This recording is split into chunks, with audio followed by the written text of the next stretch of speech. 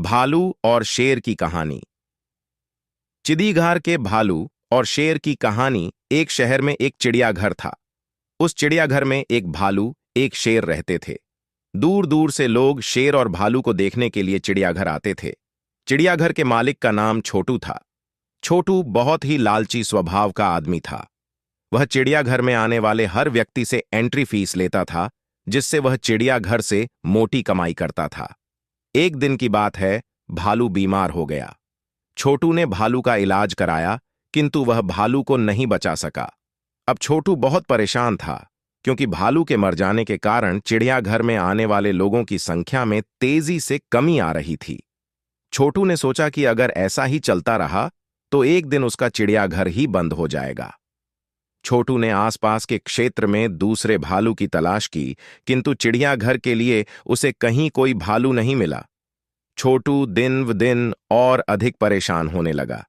एक दिन छोटू के दिमाग में एक तरकीब सूझी। छोटू रमेश नाम के व्यक्ति के पास गया और उससे बोला, रमेश, क्या तुम भालू बनोगे? मैं तुम्हें इसके बदले बहुत सारा पैसा दूंगा। रमेश को छोटू की बात समझ में नहीं आई। रमेश बोला, मैं तो इंसान हूं, मैं भालू कैसे बन सकता हूं? रमेश की बात सुनकर छोटू हंसा और हंसते हुए बोला, भाई, तुम्हें सचमुच भालू नहीं बनना है। तुम्हें तो सिर्फ भालू के कपड़े पहनकर लोगों के सामने भालू जैसा देखना है और भालू जैसा व्यवहार करना है। इसके बदले मैं तुम्हें बहुत सारा पैसा दूंगा, जिससे तुम्हारी गरीबी दूर हो जाएगी। पैसों के लालच में रमेश छोटू की बातों में आ गया और भालू बनने के लिए तैयार हो गया।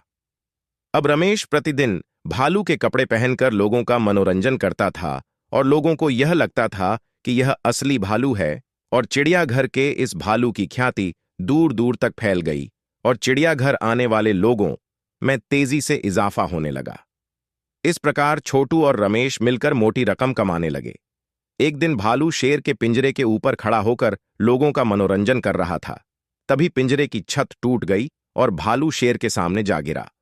भालू बने रमेश को लगा कि अब शेर उसे खा जाएगा। डर के कारण रमेश रोने लगा। भालू बना रमेश जब रो रहा था तो उसके रोने की आवाज बिल्कुल इंसानों जैसी थी। तभी शेर भालू के पास आया और उसके कान में बोला, रमेश, तुम इस तरह रोओगे तो लोगों को समझ में आ जाएगा कि तुम भालू नहीं इंसान हो।